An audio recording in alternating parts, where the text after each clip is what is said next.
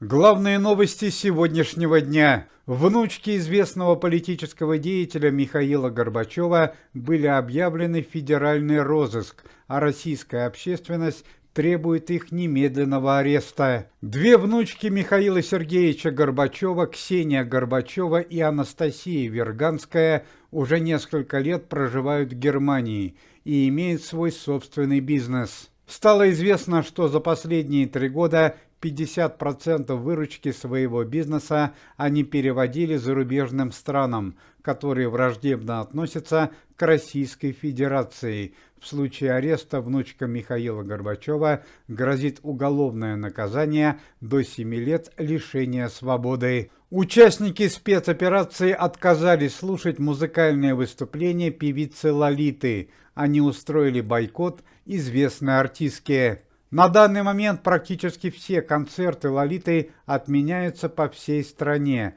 Лолита Милявская, чтобы поднять свой авторитет, решила устроить поездку в зону спецоперации и дать музыкальные концерты. Однако из этой затеи ничего хорошего не получилось. Участники спецоперации выразили недоверие известной артистке, и Лолите Милявской пришлось отменить концерты, уехать обратно. Сегодня поздно ночью ушел из жизни заслуженный артист России, известный российский актер Валерий Зинов. Валерию Зинову было 66 лет. Он являлся одним из главных героев сериала «Склифосовский». В последние годы известный актер боролся с онкологическим заболеванием. Несмотря на тяжелый диагноз и плохое самочувствие, актер до последнего продолжал сниматься в кино. Одна из последних ролей Валерия Зинова – это картина «А у нас во дворе».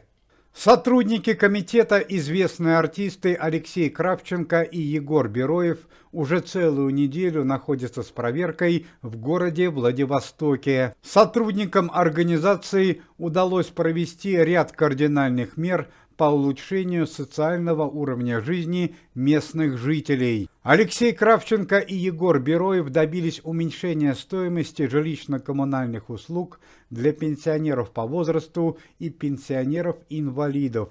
Помимо этого, они приняли участие в открытии новой стоматологической клиники, которая будет практически полностью бесплатной для пенсионеров всех категорий.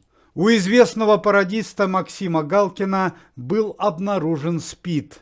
Об этом заявил сам Максим Галкин в своем социальном блоге. Цитата: «Я не прошу ни помощи, ни поддержки, а просто пытаюсь быть честным перед своими зрителями. Возможно, кто-то захочет меня поддержать в этот тяжелый момент в моей жизни. С уважением, Максим Галкин». Синдром приобретенного иммунодефицита человека – это опасное, тяжелое, а порой и смертельное заболевание. Человек, страдающий данной болезнью, может прожить достаточно долго. Синдром приобретенного иммунодефицита человека имеет большой скрытый период – от полугода до нескольких лет.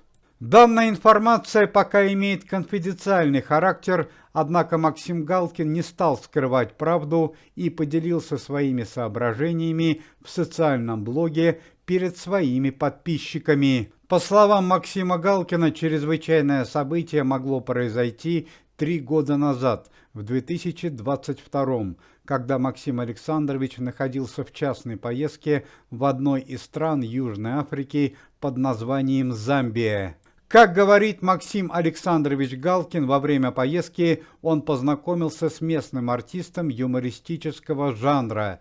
Молодые люди настолько сильно понравились друг другу, подружились и решили провести ритуал братанья. Братанья – это старинный ритуал, в процессе которого происходит смешение крови двух людей.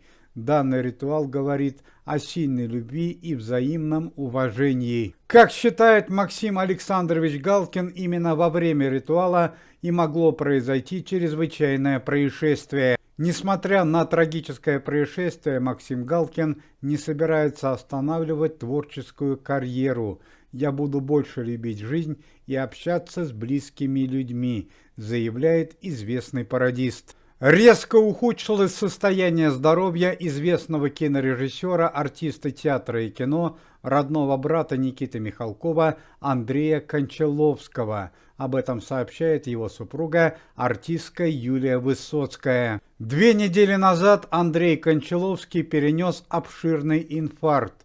После этого лечащим врачам так и не удалось стабилизировать состояние здоровья известного режиссера. Отметим, что Андрей Кончаловский старше своего родного брата Никиты Михалкова на 8 лет.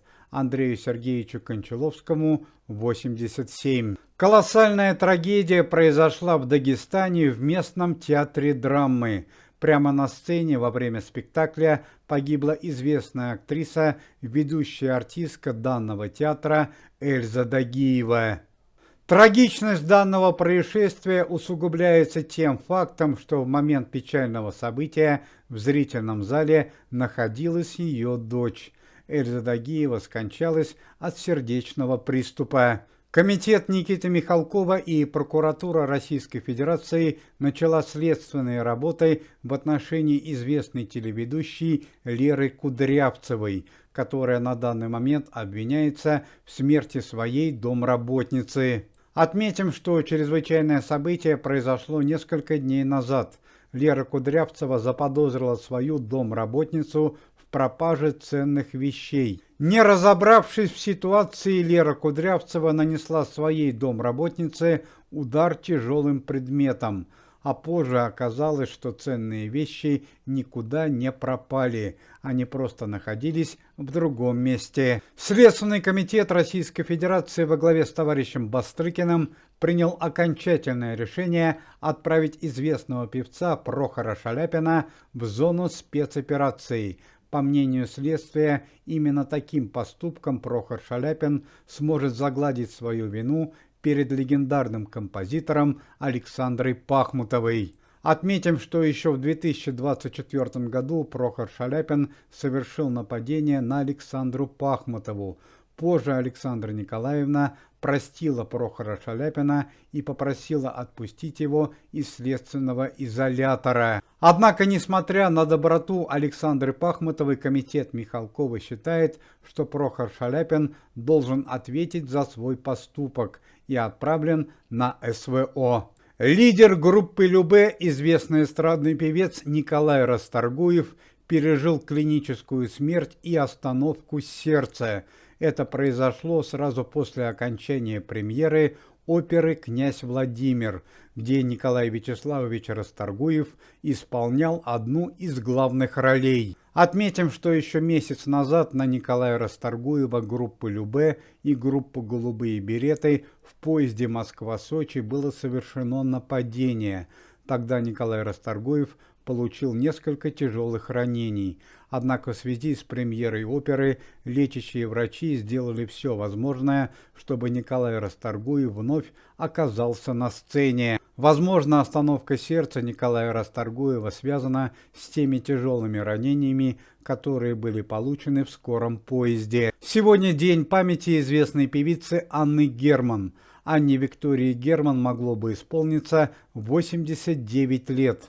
Анна Герман ушла из жизни в 1982 году в возрасте 46 лет.